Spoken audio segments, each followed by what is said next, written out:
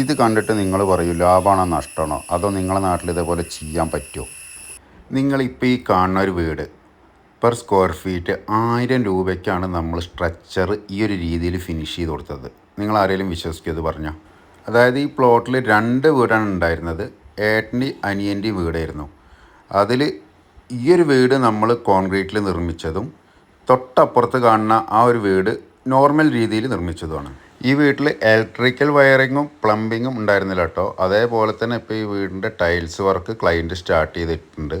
അപ്പോൾ അന്നത്തെ റേറ്റ് നമ്മൾ 1000 പെർ സ്ക്വയർ ഫീറ്റിനായതുകൊണ്ട് ആൾക്ക് ഇപ്പോൾ ഈ ടൈൽസ് കാര്യങ്ങളൊക്കെ, അതായത് സ്ട്രക്ചർ ആവാൻ ആൾക്ക് 20 ലക്ഷം രൂപയാണ് ആയത്. ബാക്കിയുള്ള കാര്യങ്ങൾക്കൊക്കെ ഇനി ആളുടെ ബഡ്ജറ്റ് അനുസരിച്ചിട്ട് എടുക്കാം.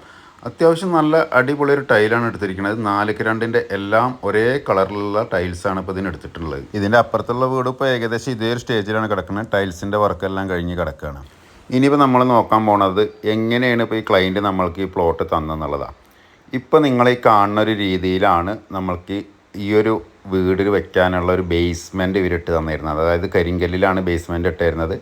അതിൽ സാൻഡ് ഫില്ലിങ്ങും ചെയ്തിട്ടാണ് തന്നിട്ടുണ്ടായിരുന്നത്. ഇത് കഴിഞ്ഞ വർഷത്തെ ആ മഴയുടെ സമയത്ത്, അതായത് ഭയങ്കരമായിട്ട് മഴ പെയ്യുന്ന സമയത്താണ് നമ്മൾ ചെയ്തത്. അപ്പോൾ അതുകൊണ്ട് നമ്മൾ പന്തലിട്ടിട്ടാണ് ചെയ്തത്. ഇതിലും നമ്മൾ ഈ സിമെൻറ്റ് കണ്ടോ, അതായത് അൾട്രാടെക്കിൻ്റെ സിമെൻറ്റ് വെച്ചിട്ടാണ് നമ്മൾ ഈ വീട് മാക്സിമം ചുമര് ചെയ്തിരിക്കുന്നത്. ഈ ബേസ്മെൻറ്റ് ഞാൻ ഇതിന് മുന്നേ ഒരുപാട് പ്രാവശ്യം വീഡിയോയിൽ ഇട്ടിട്ടുണ്ട്. അതെന്തിനാണ് ചോദിച്ചിട്ടുണ്ടെന്നുണ്ടെങ്കിൽ ഇത് പാലക്കാട് ഒറ്റപ്പാലം ഉള്ള സ്ഥലത്തുള്ള ഒരു പ്രൊജക്റ്റായിരുന്നു. അപ്പോൾ ഈ ഒരു ബേസ്മെൻറ്റ് കരിങ്കല്ലിൽ ചെയ്യാൻ ആൾക്ക് വളരെ നിസ്സാര പൈസ, അതായത് നമ്മളെ നാട്ടിലൊക്കെ ഈ ഒരു ബേസ്മെൻറ്റ് ചെയ്യാൻ മാക്സിമം 1.5 ലക്ഷം രൂപ ആ റേഞ്ചിലേ ഉള്ളൂ നമുക്ക് എക്സ്പെൻസ് വരും. ഏകദേശം 1300 സ്ക്വയർ ഫീറ്റ് ഉള്ള ഫ്ലോർ ഏരിയ ഉണ്ടത്. ഒരു 1.5 ലക്ഷം രൂപയ്ക്ക് നമുക്ക് ഈ കരിങ്കല്ലിൽ ഇതിൻ്റെ ബേസ്മെൻറ്റ് ചെയ്യാൻ പറ്റും. ഇതന്നെ നിങ്ങൾ വേറെ ഏതെങ്കിലും ജില്ലകളിൽ, എല്ലാ ജില്ലകളിലും ഈ ഒരു റേറ്റിന് ചെയ്യാൻ പറ്റുമോ വെച്ച് കഴിഞ്ഞാൽ ഒരിക്കലും പറ്റില്ല.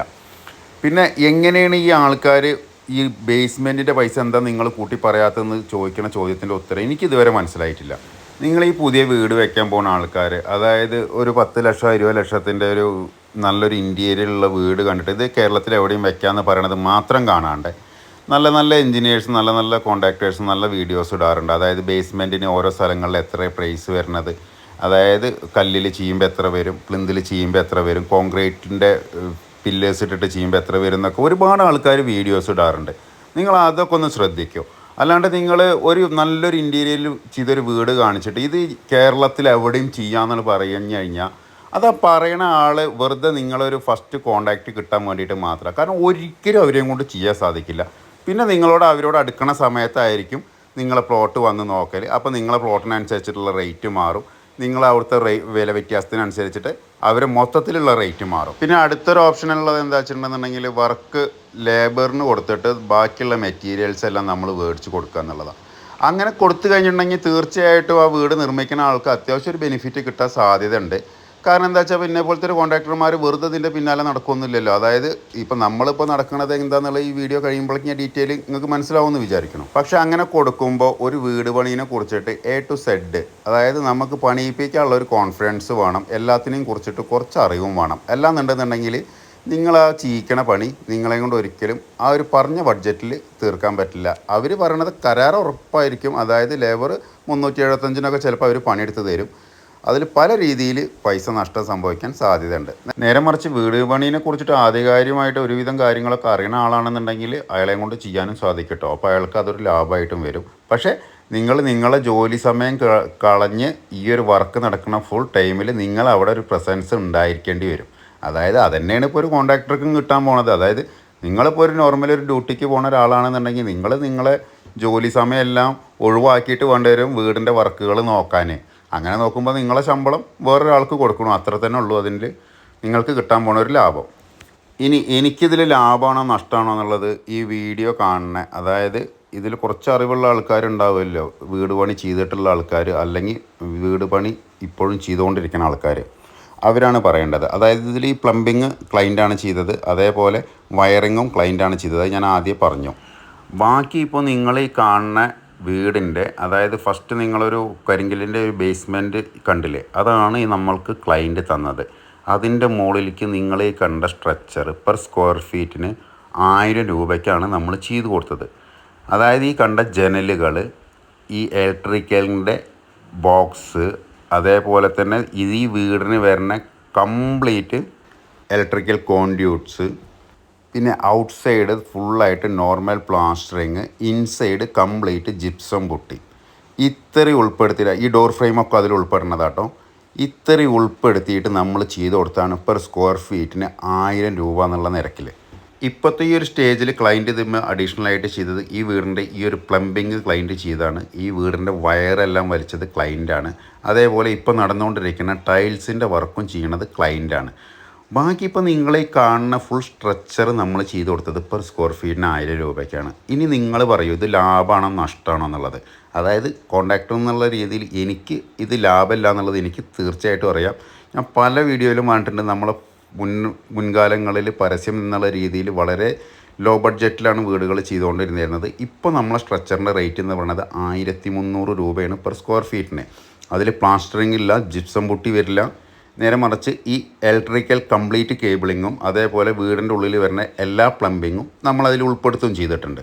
പിന്നെ ഇപ്പോൾ ഒരുപാട് ആൾക്കാർ ചോദിക്കുകയാണ്, നിങ്ങൾ മുന്നേ ഇങ്ങനെ ആയിരുന്നില്ലല്ലോ പറഞ്ഞിരുന്നത്, ഇപ്പം എന്താ ഇതിനൊക്കെ റേറ്റ് കൂടിയെന്ന്. നിങ്ങൾ പറയൂ, അല്ലെങ്കിൽ നിങ്ങൾ അവിടുത്തെ നാട്ടിലൊരു കോൺട്രാക്ടറോട് ചോദിക്കൂ, ഈ ഒരു വീഡിയോ കാണിച്ചു കൊടുത്തിട്ട് ചോദിക്കൂ. ഈ കണ്ട ജനൽ, ഇതിൻ്റെ അടിയിൽ വരുന്ന കംപ്ലീറ്റ് ബേ വിൻഡോസ്, ഈ ഒരു സ്ട്രക്ചർ ഈ ഒരു രൂപത്തിൽ 1000 രൂപയ്ക്ക് നിങ്ങളെ നാട്ടിലൊരു കോൺട്രാക്ടർ ചെയ്യാൻ റെഡിയാണെന്ന് പറഞ്ഞാൽ ആൾക്ക് ഞാൻ ചുരുങ്ങിയത് ഒരു മാസത്തിൽ ഒരു 10 വീടിൻ്റെ വർക്ക് കൊടുക്കാം. കാരണം അത്രയും വർക്ക് നമ്മൾക്ക് കോളിലൂടെ വരുന്നുണ്ട്.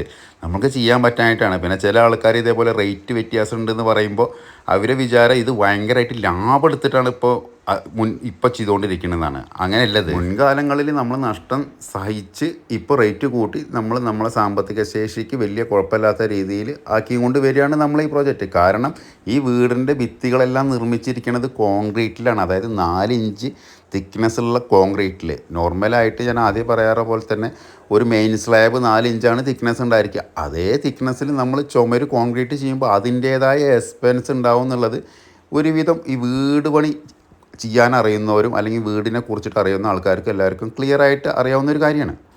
പിന്നെ ഇപ്പോൾ ഇത് എന്താണ് ഇപ്പോൾ ഇനി ഒരു ബഡ്ജറ്റ് ഫ്രണ്ട്ലി ആക്കാൻ പറ്റുകയെന്ന് ചോദിച്ചു കഴിഞ്ഞാൽ, ഇപ്പം നമ്മൾ മാക്സിമം ഇനിയിപ്പോൾ ഒരു 4 മാസമൊക്കെ കഴിഞ്ഞ് ചെയ്യാൻ പോകുന്ന പ്രൊജക്റ്റുകൾക്ക് നമ്മൾ മാക്സിമം ഈ പ്ലാസ്റ്ററിങ്, അതായത് പ്ലാസ്റ്ററിങ് ഒഴിവാക്കിയിട്ട് ഈ സ്ട്രക്ചറിൽ തന്നെ ഒരു ഫൈനൽ ഫിനിഷ് കൊണ്ടുവരിക എന്നുള്ളത് മാത്രമേ ഉള്ളൂ നമുക്കിപ്പോൾ ക്ലയൻറ്റിന് കൊടുക്കാൻ പറ്റുന്ന ഒരു അഡ്വാൻറ്റേജ് ആയിട്ട് നമുക്ക് ചെയ്യാൻ പറ്റുക. കാരണം കോൺക്രീറ്റ് ആയതുകൊണ്ട് ഓൾറെഡി എക്സ്പെൻസ് ഉണ്ട്. അപ്പോൾ അവർക്ക് പ്ലാസ്റ്ററിങ് ഒഴിവാക്കുകയാണെന്നുണ്ടെങ്കിൽ ആ ഒരു എമൗണ്ടും കൂടി നമ്മൾക്ക് ഈ കോസ്റ്റിൽ സേവ് ചെയ്യാൻ പറ്റും. പിന്നെ നമ്മളൊരു വീട് വയ്ക്കുമ്പോൾ അതിന് ഏറ്റവും കൂടുതൽ വേണ്ടത് സ്ട്രെങ്ത്താണ്. അത് കോൺക്രീറ്റിലായതുകൊണ്ട് ആർക്കും സംശയം ഉണ്ടാവില്ല. കാരണം വീടിന് നല്ല ബലം ഉണ്ടായിരിക്കും, സേഫ്റ്റി കൂടുതലായിരിക്കും. അപ്പോൾ അതിനനുസരിച്ചിട്ട് നമ്മൾക്ക് അതിന് എക്സ്പെൻസ് വരും. ഞാൻ ഈ സേഫ്റ്റി എന്ന് ഉദ്ദേശിക്കുന്നത് പുറത്തുനിന്ന് കള്ളന്മാർ വന്ന് കയറുന്ന സേഫ്റ്റി അല്ല കേട്ടോ. അതായത് നമ്മളെ കേരളത്തിൽ ഇപ്പോൾ ഉണ്ടാവുന്ന ഏത് സാഹചര്യത്തിലും നമ്മളെ വീട് നിലനിൽക്കുക എന്നുള്ളതാണ് ഞാൻ ഉദ്ദേശിക്കുന്ന ഒരു സേഫ്റ്റി. പിന്നെ ഇപ്പോൾ ഇതേപോലെ ഇതിപ്പോൾ നമ്മൾ ആ നോർമലി ചെയ്ത വീടിൻ്റെ ഫ്രണ്ടിൽ ക്ലാഡിങ് ടൈൽ ഒട്ടിച്ചിരിക്കുകയാണ്. ഇപ്പോൾ ഇതേപോലത്തെ ക്ലാഡിങ് ടൈലൊക്കെയാണ് നമ്മളെ വീടിൻ്റെ ഫ്രണ്ടിൽ എലിവേഷനിൽ വരുന്നത് വെച്ചാൽ നമ്മളെ കോൺക്രീറ്റ് സ്ട്രക്ചറിൻ്റെ മുകളിൽ പ്ലാസ്റ്ററിങ്ങിൻ്റെ ആവശ്യം വരുന്നില്ല, ഡയറക്റ്റായിട്ട് അതൊക്കെ അപ്ലൈ ചെയ്യാവുന്നതേ ഉള്ളൂ. അങ്ങനെ ഈ ഒരു നാച്ചുറൽ ഫിനിഷിൽ എടുക്കാൻ പറ്റുകയാണെന്നുണ്ടെങ്കിൽ അങ്ങനെ ഒരുപാട്, അതായത് ഇതൊരു കോൺക്രീറ്റ് ഫിനിഷ് ആയതുകൊണ്ട് അങ്ങനത്തെ ഒരുപാട് സ്കോപ്പ് ഉണ്ട്. പക്ഷേ ആൾക്കാർ ഇതുവരെ ചെയ്ത് തുടങ്ങിയിട്ടില്ല. നമ്മൾ വേണം ഒരെണ്ണം ചെയ്ത് കാണിച്ചു കൊടുക്കാൻ. ഇപ്പോൾ നമ്മളൊരു പാവപ്പെട്ട ആൾക്കൊരു വീട് നിർമ്മിച്ചു കൊടുക്കാമെന്ന് പറയണ്ടല്ലോ, ആ ഒരു വീട്ടിൽ നമ്മൾക്കിത് കംപ്ലീറ്റ് ഇംപ്ലിമെൻറ്റ് ചെയ്യാൻ പറ്റും. കോൺക്രീറ്റ് വീട്ടിൽ എങ്ങനെയൊക്കെ നമുക്ക് ചിലവ് ചുരുക്കി ചെയ്യാന്നുള്ളത് നമ്മളതിൽ കാണിച്ചു തരാം.